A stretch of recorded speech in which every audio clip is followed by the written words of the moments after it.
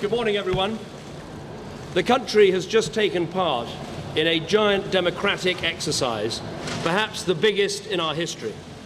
Over 33 million people from England, Scotland, Wales, Northern Ireland and Gibraltar have all had their say. We should be proud of the fact that in these islands we trust the people with these big decisions. We not only have a parliamentary democracy, but on questions about the arrangements for how we're governed, there are times when it is right to ask the people themselves, and that is what we have done. The British people have voted to leave the European Union, and their will must be respected. I want to thank everyone who took part in the campaign on my side of the argument, including all those who put aside party differences to speak in what they believed was the national interest. And let me congratulate all those who took part in the Leave campaign for the spirited and passionate case that they made. The will of the British people is an instruction that must be delivered. It was not a decision that was taken lightly, not least because so many things were said by so many different organisations about the significance of this decision.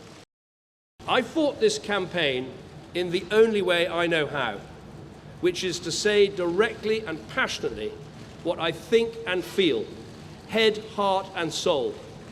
I held nothing back. I was absolutely clear about my belief that Britain is stronger, safer and better off inside the European Union. And I made clear the referendum was about this and this alone, not the future of any single politician, including myself.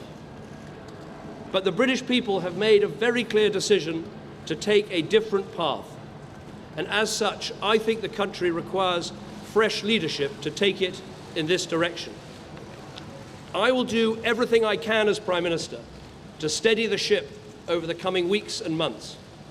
But I do not think it would be right for me to try to be the captain that steers our country to its next destination. This is not a decision I've taken lightly, but I do believe it's in the national interest to have a period of stability and then the new leadership required. There is no need for a precise timetable today, but in my view we should aim to have a new Prime Minister in place by the start of the Conservative Party conference in October. Delivering stability will be important, and I will continue in post as Prime Minister with my Cabinet for the next 3 months. The Cabinet will meet on Monday. The Governor of the Bank of England is making a statement about the steps that the Bank and the Treasury are taking to reassure financial markets.